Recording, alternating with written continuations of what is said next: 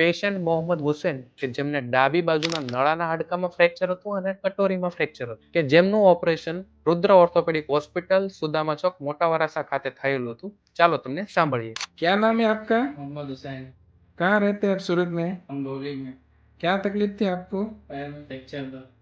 पैर में फ्रैक्चर था? हाँ। ओके। रुद्र ऑर्थोपेडिक हॉस्पिटल में आप आए तो आपको यहाँ पे क्या सर्वर हुई, क्या ट्रीटमेंट मिली? ऑपरेशन करे अभी सब ठीक है। यहाँ पे ऑपरेशन किया है? हाँ।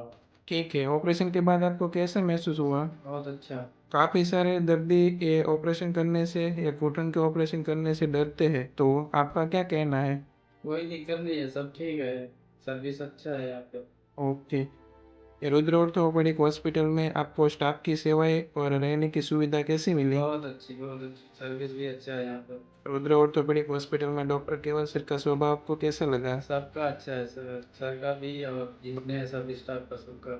ओके, ठीक है। काफ़ी सारे पेशेंट होते हैं जो ऐसे प्रॉब्लम से पीड़ाते हैं और दर्द सहन करते हैं, तो उसको आप रुद्र ऑर्थोपेडिक हॉस्पिटल सजेस्ट करेंगे?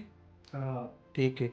रुद्र ऑर्थोपेडिक हॉस्पिटल और डॉक्टर केवल सर के पर विश्वास रखने के लिए आपका खूब खूब धन्यवाद। Thank you.